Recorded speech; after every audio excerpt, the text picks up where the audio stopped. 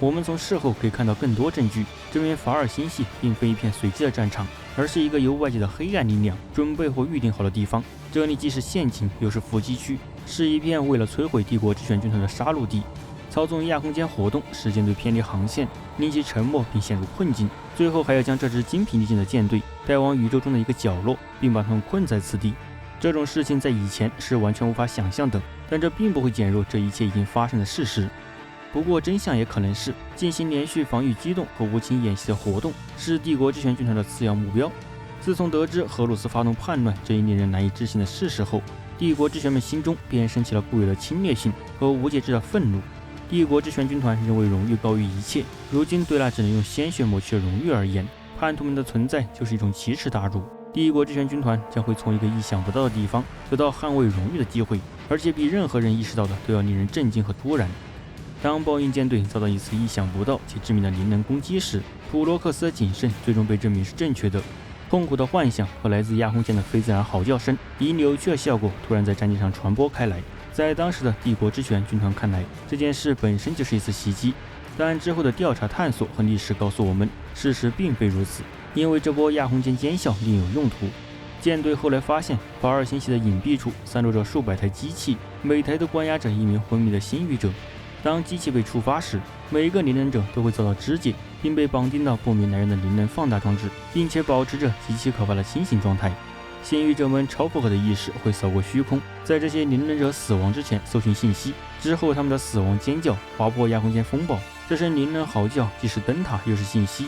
帝国之权军团并不知晓是谁准备了这个拙劣的陷阱，并接收到了被谋杀的灵能者们传递的信息，但对于这些装置的分析让他们得出了一个毋庸置疑的结论：某些人正在向他们冲来。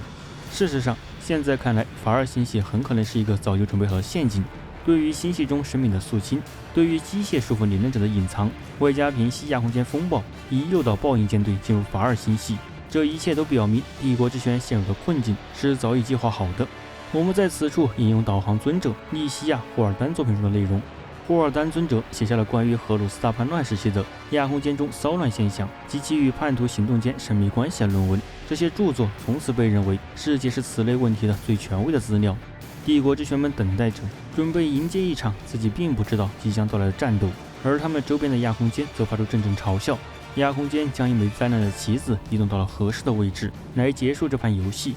钢铁勇士们凭借压倒性的力量开始了进攻，100艘战舰组成的前锋部队冲出亚空间，从侧翼冲向最接近的忠诚派舰船集中区。一进入射程，他们便向帝国之权舰队开火。泰拉之锤号，一艘参与过大远征最早期战争的功勋舰，作为第一艘陨落的大型战舰，被人们所铭记。它也属于帝国之权军团在这场战争中遭受的第一批损失。其他几十艘较小的船只在最初的几分钟内便被击毁或瘫痪，这让帝国之权清楚地知道了钢铁勇士们效忠于哪一方。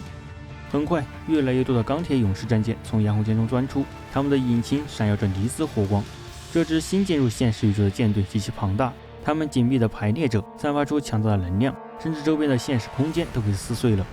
前来击溃豹鹰舰队的是钢铁勇士军团，这似乎是一个明显的事实。两个军团之间的恶劣关系广为人知，而背信弃义之举使这种怨恨更有了杀伤力。不过在当时，看到钢铁勇士们气势汹汹地出现在自己面前，还是令豹鹰舰队感到震惊。这一幕对帝国之权的震撼就像密集的炮火那般强烈。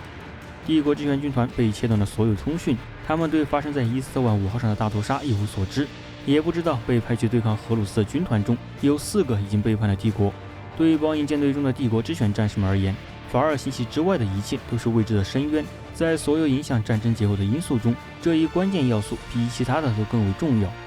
在被进攻前，豹鹰舰队组成了一个巨大且不断变化的球状编队，在不断的移动中，每艘船和每个中队都以一种复杂的模式彼此相对，其目的在于让进攻者们无法攻击到所有的舰船，同时允许军团重整，以应对从任何方向进入这个星系的叛徒。钢铁勇士们的表现则是一如既往，他们以压倒性的持续性力量攻向单独的某个点。钢铁勇士舰队是以器型编队从亚空间中拖出，行驶在最前方的是舰队中最庞大的战舰们，数以百计的护卫舰、炮艇和巨大的突击航母紧随其后。位于舰队中心的是铁血号，叛变原体佩图拉伯在旗舰上亲自指挥着战斗。在过去的战役中，这艘15千米的杀戮机器曾经多次独自毁灭掉整个星球，但人们通常会用比喻描述钢铁勇士军团对法尔西西的进攻，称其就像是一拳打在了烟雾上。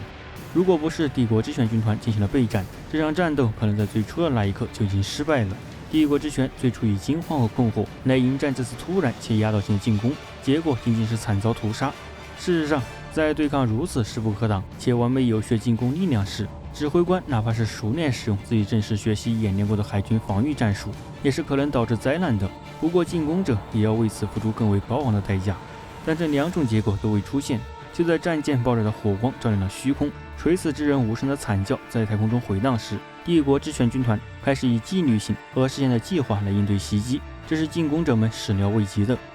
在一些地方，帝国之权战舰在遭到攻击前就撤离了，而在其他地方，他们扛住对方的攻击，主动让钢铁勇士的炮火把虚空盾从他们的船体上撕下。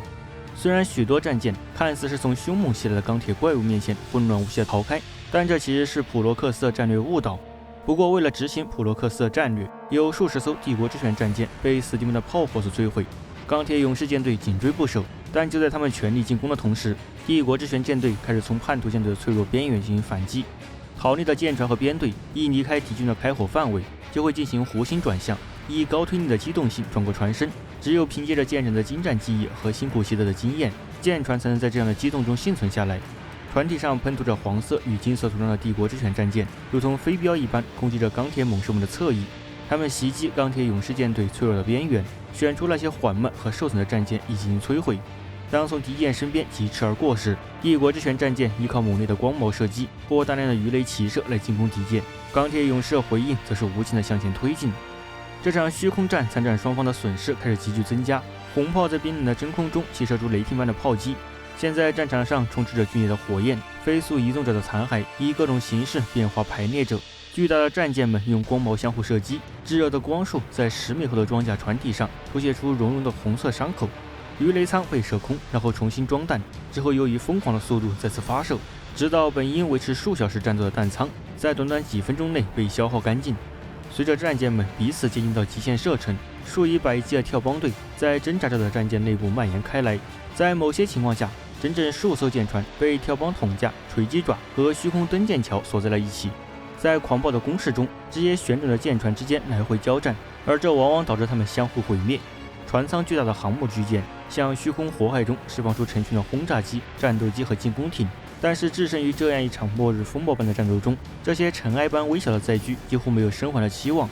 当强大的战舰彼此交战时，所有虚空战武器都会被毫无节制的使用。怒火中烧的参战双方都动用了自大远征初期就极少被使用的禁忌武器：爆燃内爆炸弹、漩涡弹头、负衰减灵活网弹和闪电噬菌体鱼雷。这些武器用他们地狱般的斜光和噩梦般的狂怒玷污了虚空，舰船被瞬间摧毁，数以百万计的船员被活活烧死，被撕碎成一堆无法辨认的肉片，或在冰冷的虚空中窒息而死。